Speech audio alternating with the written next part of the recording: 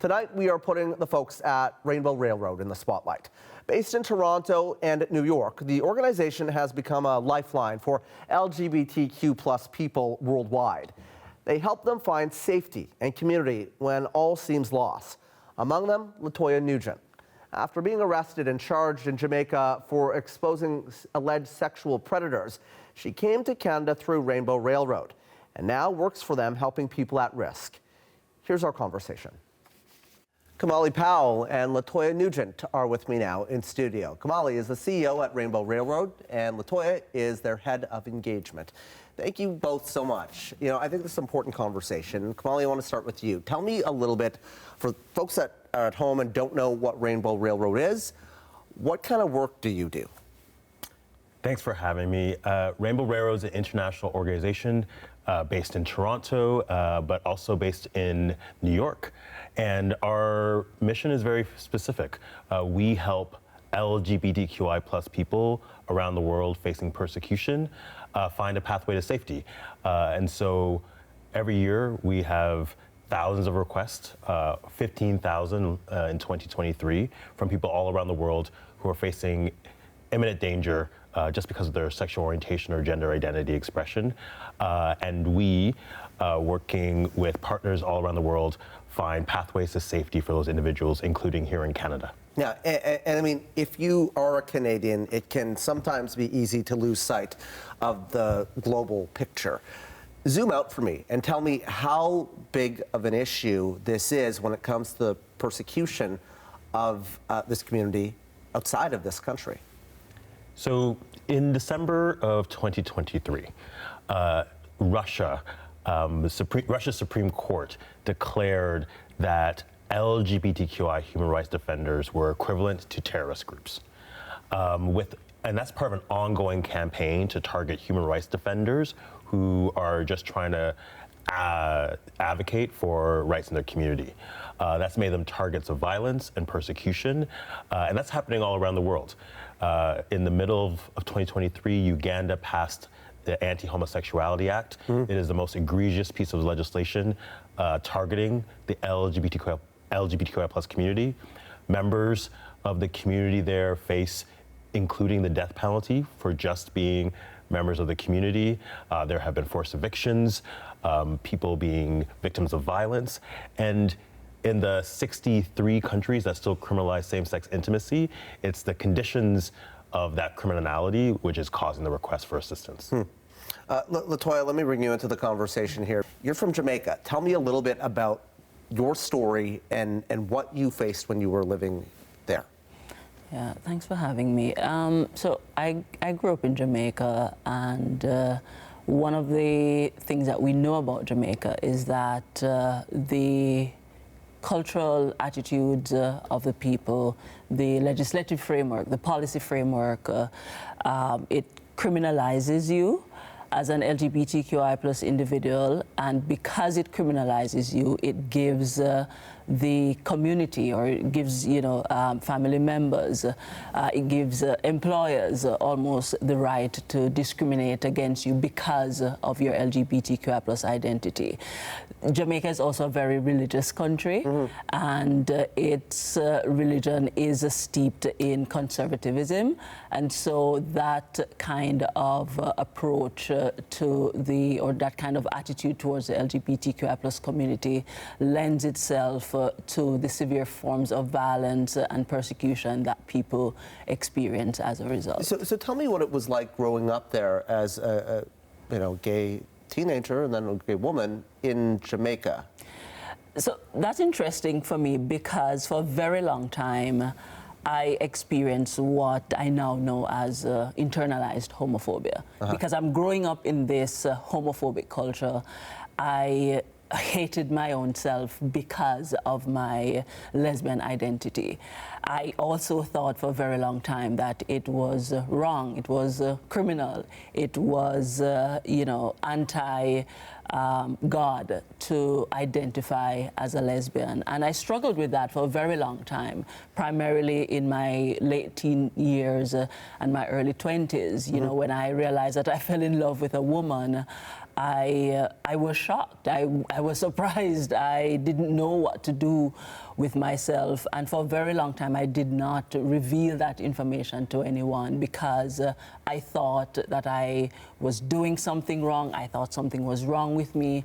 I thought it would expose me to homophobia, and it did. You know, when I was at university, I had to live through a lot of sexual harassment, homophobic sexual harassment on the university campus. And so I struggled, you know, for a very long time until I found advocacy. And there was some healing for a while that I found in doing the work. But then it came at a price because I was trying to change the culture. I was trying to change the legislative, you know, framework. I was trying to change the attitudes of policymakers, and that kind of visibility came at a very high price, which was which was the unlawful detention. That. Yeah, and I want to talk to you about that. You were arrested in 2017, I believe it was. Correct. Tell me what that was like and what, you know, was going through your mind when it was all happening. It's difficult to tell you what was going through my mind because I would say maybe for that 24-hour period, I was in complete and utter shock. I wasn't able to process what was happening to me. You know, there was a lot of disbelief. Even to this day, I cannot believe that happened to me, even though I knew the culture well. I knew the attitude of the state towards LGBTQI plus people. When it's happening to you, when you're experiencing that level of persecution and violence that's sanctioned by the state, it's difficult to process in the moment. And so a lot of the processing that I've done, you know, as it relates to that experience has actually happened after the fact, because I know that when I was in it, it was just too traumatic for me to process. I really just, I was in disbelief, you know, that the police and the state could come after someone primarily because of the work, you know, that I was doing in the community at the time. And Kimahli, you know, there were so many stories, like Latoya's, unfortunately. How did you connect with Latoya, with Rainbow Railroad, and tell me how that connection happened? Yeah, unfortunately, stories like Latoya's are frequent for the organization. I myself have been now to numerous countries where I have had to meet with people who, in secret who were previously detained, threat of continuous arrest, and have no other option but to escape. Thankfully, we were able to quickly review Latoya's case and work on a pathway to help them resettle here in Canada. And now she's with the organization. Tell me what that is like, and if you feel a sense of purpose because of it. I do, because for a very long time after that arrest, I became so quiet. I was silenced. When you talk about silencing a human rights defender, I lived through that for a very long time. And something really magical happened to me after I relocated to Canada, and I found home and belonging, largely from the staff at Rainbow Railroad, you know, and I feel like a completely different person. And because I am doing this work now, and I realize that I'm able to contribute, even in some small way, to, you know, someone else finding that home and belonging, and someone else being able to live with the dignity that they deserve, it really brings out, you know, a really strong sense of purpose for me personally and in this professional work. Kimahli, you want to make it easier to bring people from the community, to bring non-binary people to Canada. Tell me a little bit about that fight and what you are hoping to see. Absolutely. You know, we spent many years trying to find more pathways to safety for LGBTQI plus people at risk in Canada. We reached a pretty important milestone last year when the Government of Canada announced an official partnership, which will allow us to identify and refer people for resettlement here in Canada, and that's a significant step in moving that forward. And it's part of the fact that there are just too many people that we aren't able to help. And so the more partnerships we're able to achieve, the more people we could help find safety. When we look at what is happening right now in this country, Alberta's premier is just rolled out some new policies which likely will go into place, but there's a lot of opposition to it around gender identity and policies for young people in schools. What do you make of that, and are you concerned by it at all? And Latoya, let me start with you.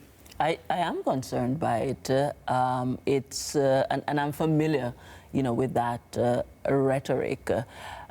The thing that gives me hope, though, is that there is a lot of opposition to it, and I am hopeful that given the extent of the opposition to this policy, that it will not come to fruition, it won't be implemented.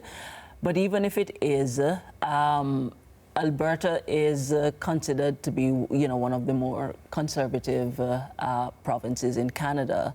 And thankfully, there are other provinces where people, are in a position where they do not have to experience, this kind of discriminatory policy. And so there is still hope in this place that we call Canada, because while there are provinces that may be a little bit more conservative in terms of their policies, by and large, across Canada, there is still a welcoming environment and a welcoming, legislative framework and policy space where LGBTQI people's rights will be protected and respected. Kimahli, do you want to pick up on that? And on this issue of safety, I know a lot of people in the trans community are saying this really comes down to that. Ultimately, the consequences of the persecution of LGBTQ plus people around the world, the experience that Latoya identified with her own personal journey, and the legislation being proposed is part of the same problem.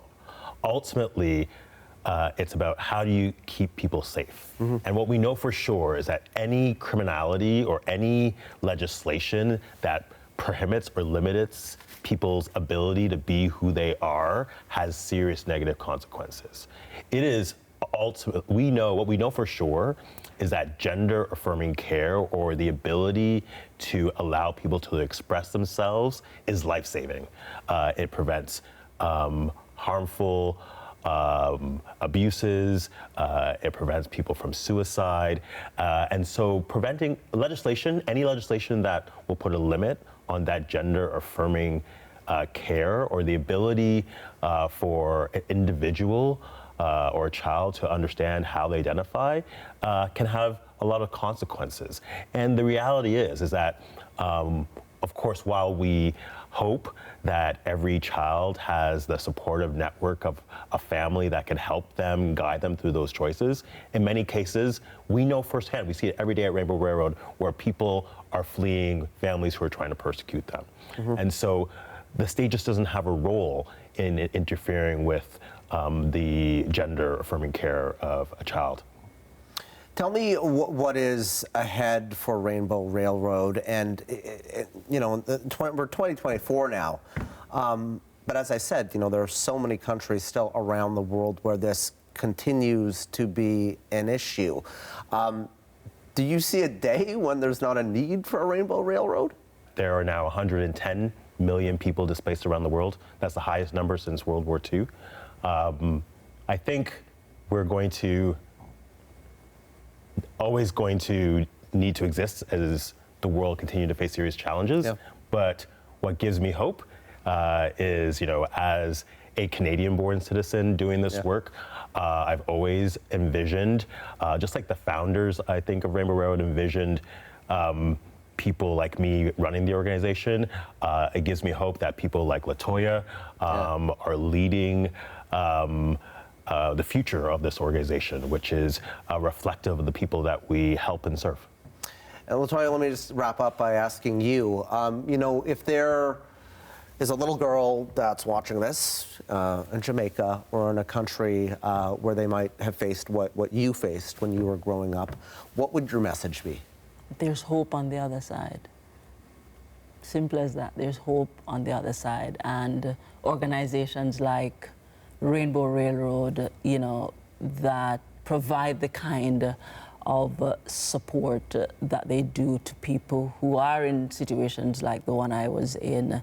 They help, we help to facilitate the ability of people to actually move from the site of trauma and violence into spaces where they can find that home and belonging. And I will talk all day about home and belonging because it is so important in a refugee's life. When they leave family, when they leave friends, when they leave their network of people and they go to a strange place, those two things become really, really critical to the kind of outcome that they can experience. And thankfully, because of the kind of programming that Rainbow Railroad offers, they're able to provide, or create an opportunity or create the space for people to find that home and belonging so that they can thrive and live with dignity wherever they go. And so the hope is definitely on the other side. And you think you're home? Oh yeah, I am. Like Toronto is home, like for sure.